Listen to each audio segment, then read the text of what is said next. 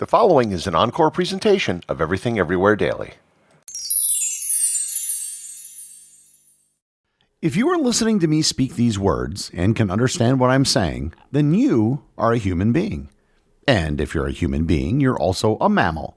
And if you're a mammal, you have hair, or at least the biological capability to produce hair.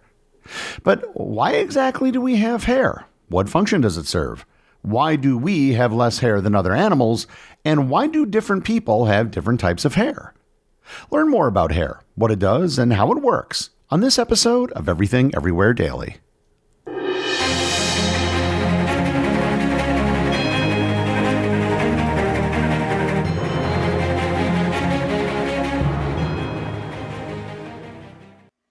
This episode is sponsored by Quince.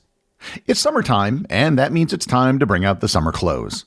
If you're looking to update your wardrobe this summer, I suggest you check out Quince. Quince has all the things you actually want to wear this summer, like organic cotton silk polos, European linen beach shorts, and comfortable pants that work for everything from hanging out in the backyard to nice dinners. And the best part?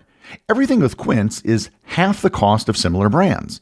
By working directly with top artisans and cutting out the middleman, Quince gives you luxury pieces without the markups. I recently needed a new duvet, and I went to Quince and picked up a great one that looked much better than what I had before, and all at a fraction of the price I'd pay elsewhere. Stick to the staples that last with elevated essentials from Quince. Go to quince.com/daily for free shipping on your order and 365-day returns. That's QUINCE.com/daily to get free shipping and 365-day returns. Quince.com/daily.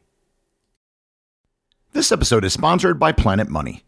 Tariffs, meme coins, Girl Scout cookies, what do they all have in common? Money.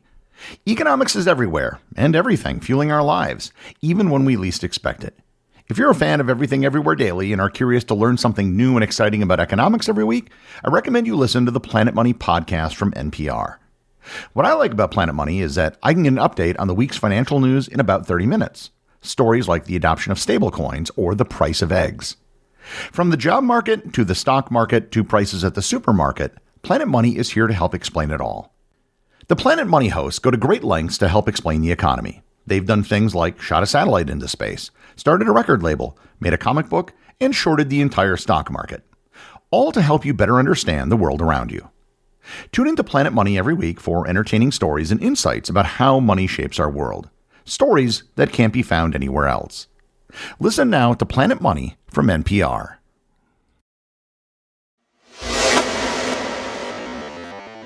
In this episode, I'm going to be talking about hair. However, I'm not just going to be talking about human hair. For all practical purposes, or at least for the purpose of this episode, hair, fur, and wool will all be the same thing. Fur is just hair on animals, and wool is just animal fur that is turned into cloth. So let's start out with the obvious starting point for this discussion. What is hair? Hair is found only on mammals. It is a filament made of protein, primarily keratin. Keratin is found on other animals and makes up scales, nails, feathers, horns, claws, and hooves. This is not to say that those things are the same as hair, but they all have a similar protein base. Hair generally consists of two parts.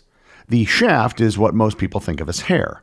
This is the long filament that is above the surface of the skin.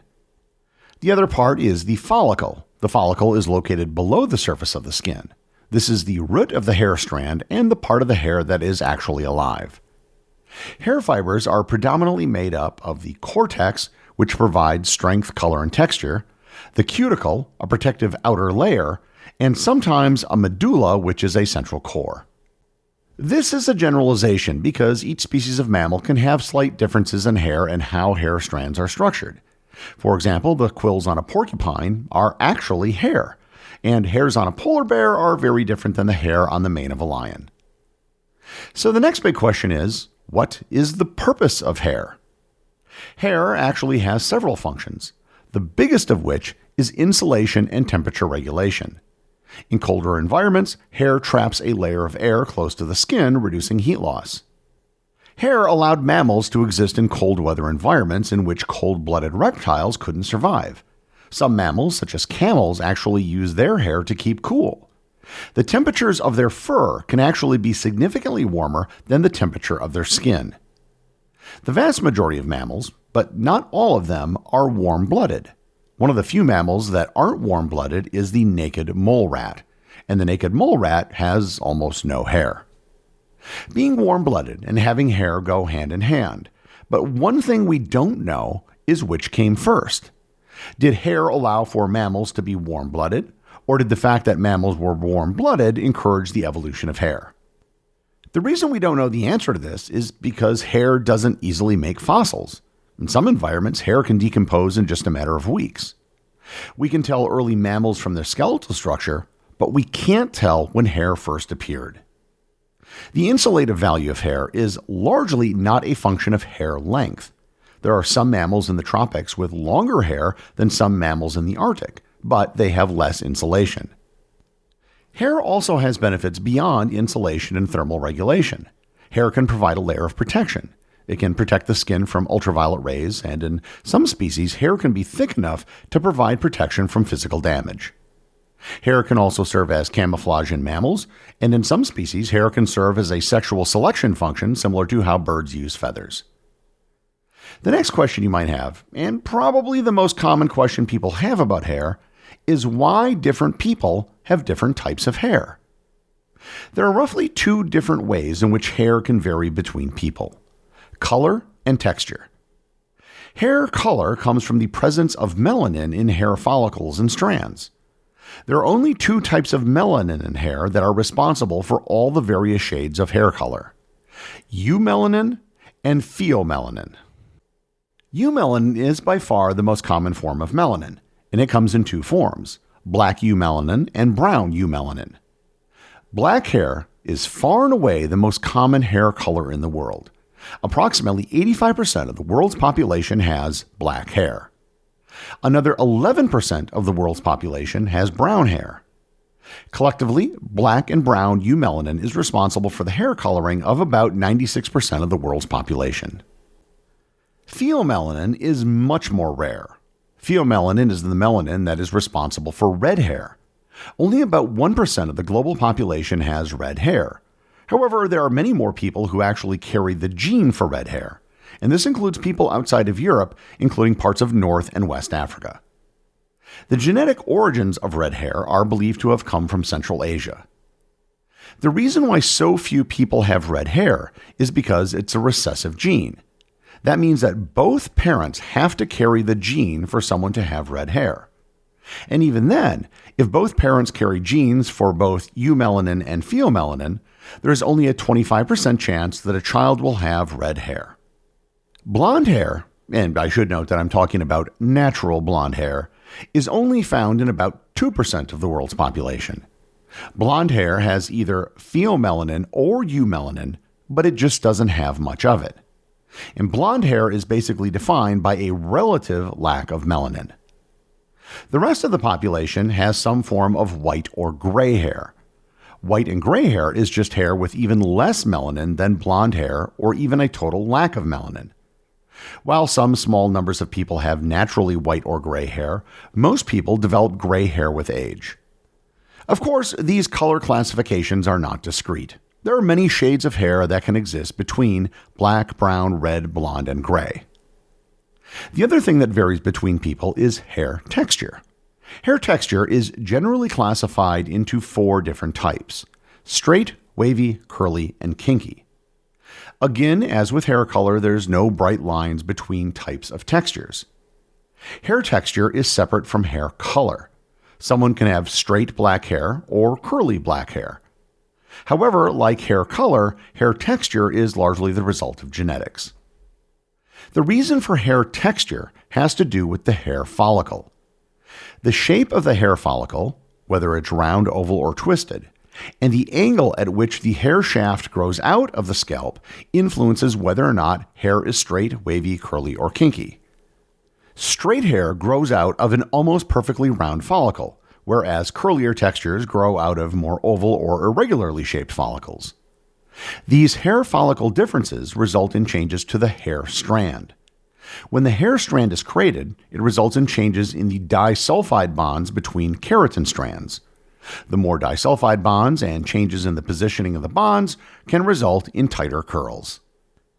As with hair color, it is entirely possible for hair texture to change over someone's lifetime as well. Another question many people have about hair is, why are humans mostly hairless compared to other animals? This is more in the realm of speculation, but there are multiple theories as to why humans have less hair than other primates. One theory holds that the relative lack of hair on humans was due to humans evolving on the African savanna. Most apes live in forests where they are usually in the shade and where temperatures are cooler. When humans left the forest for grasslands, they encountered direct sunlight and higher temperatures, and this would have given evolutionary pressure to reduce the amount of hair so they could reduce body temperatures. Another variation of this theory is that humans hunted on the savanna by engaging in long-distance running. Almost any prey can outrun a human over a short distance. However, if you extend the distance, humans have the advantage. Larger animals, again covered in hair, will overheat over longer distances. The ability of humans to run farther without overheating would have been a huge advantage in hunting. Another theory is known as the aquatic ape hypothesis. This somewhat controversial theory proposes that human ancestors went through a semi-aquatic stage, which led to adaptations such as bipedalism and the loss of body hair. Proponents suggest that, like other aquatic mammals, humans lost their body hair to streamline their bodies for swimming. However, this theory has less support among scientists due to a lack of direct fossil evidence of aquatic life stages in human evolution. Yet another theory posits that less hair may reduce the risk of harboring ectoparasites like ticks and lice, which can carry diseases. With less body hair, early humans could have a survival advantage by being less susceptible to diseases spread by these parasites. A further theory is that humans evolved to have less hair through sexual selection. According to this theory, as human societies became more complex, traits seen as more attractive or desirable, such as less body hair, were selected for. And this could have been driven by a preference for visible skin as a display of health, or a preference for novel traits which, over generations, led to reduced hairiness. Once humans migrated out of Africa and moved to colder climates, they were able to compensate for their lack of hair by wearing clothing and furs from other animals. As I mentioned before, hair and fur are really the same thing. However, while the basics of hair are generally the same, many species have evolved very different types of hair. Polar bears have some of the most unique hair in the animal kingdom. Despite appearing white, polar bear hair is actually transparent. The hairs of a polar bear's coat are hollow, an unusual characteristic among mammals. This hollow structure provides excellent insulation, effectively trapping heat. And the air-filled shafts also help increase a bear's buoyancy while swimming. Another animal with unique hair are musk oxen. Musk oxen live above the Arctic Circle and have some of the best insulating fur in the animal kingdom. Musk oxen have 2 layers of fur. During the winter, they grow a very soft, short underlayer of fur known as kvyat. After the winter is over and spring begins, musk oxen shed their layer of kvyat, and this is often collected by native Inuit people and turned into clothing. Kvyat is one of the highest quality, lightest, strongest, warmest, and most expensive wool products in the world. It is 8 times warmer than regular sheep wool. I first encountered kvyat when I visited the Alaska Zoo, which had musk oxen. They would collect the kvyat every spring and create a limited number of items like hats and scarves. And they were some of the most expensive woolen items that I had ever seen in my life. A single ball of pure kvyat yarn sells for $150, and knitted products can sell for much, much more. Hats and scarves can go for several $100s, and sweaters can sell for thousands. However, the winner of the warmest fur in the animal kingdom contest goes to the sea otter. Unlike most aquatic mammals, sea otters do not rely on a layer of body fat for insulation. They rely almost entirely on their hair to keep them warm. Sea otter fur is the most dense fur of any mammal in the world. They have 150,000 strands of hair per square centimeter, or 970,000 strands per square inch. The combination of longer guard hairs and short underfur hairs keeps water off of the sea otter skin, keeping it warm. The thickness of sea otter fur made it a target for fur traders and caused their population numbers to decline rapidly in the 19th century. All of us deal with hair almost every day, but most people don't think about how complicated or how important hair is. Hair is one of the things that makes mammals what they are and what helps give most of us a unique identity. The executive producer of Everything Everywhere Daily is Charles Daniel. The associate producers are Austin Oakton and Cameron Kiefer. I want to thank everyone who supports the show over on Patreon. Your support helps make this podcast possible. I'd also like to thank all the members of the Everything Everywhere community who are active on the Facebook group and the Discord server. If you'd like to join in the discussion, there are links to both in the show notes. And as always, if you leave a review or send me a boostagram, you too can have it read on the show.